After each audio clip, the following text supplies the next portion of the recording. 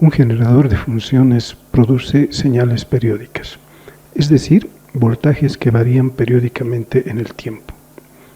Sin embargo, para operar adecuadamente un generador de funciones básico, es necesario conocer las características de una señal periódica.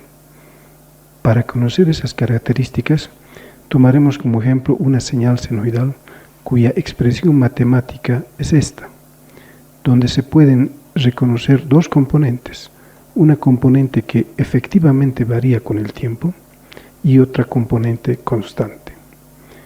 El gráfico de esta señal lo tenemos aquí. La primera característica de una señal periódica es la forma de onda, que es precisamente la forma que tiene la señal, es decir, su tipo de comportamiento en el tiempo. En este caso tenemos una forma de onda senoidal, pero podemos tener otras formas de onda como ser cuadrada, triangular, etc. La segunda característica de una señal periódica es su amplitud, que es el tamaño vertical de la componente variable de la señal. Y en el caso de la señal senoidal, está dada por el coeficiente de la función seno, que en este gráfico vendría a ser esta magnitud. La tercera característica es el nivel de C, que es la componente constante o continua que está sumada a la componente variable de la señal y que, por tanto, determina su posición vertical en nuestro sistema de referencia.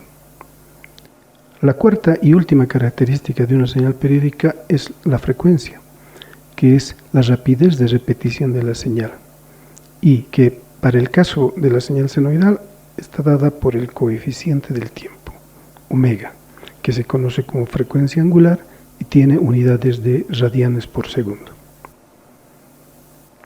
Existen algunas relaciones útiles al momento de trabajar con señales periódicas. Por ejemplo, la frecuencia angular está relacionada con la frecuencia cíclica, que tiene unidades de ciclos por segundo o hertz a través de esta relación. La frecuencia cíclica es el inverso del período. La amplitud es la mitad del voltaje pico a pico, que también se usa para caracterizar la amplitud. El voltaje pico a pico es la diferencia entre el voltaje máximo y el voltaje mínimo. Y, finalmente, el nivel de C puede calcularse como la diferencia entre el voltaje máximo y la amplitud.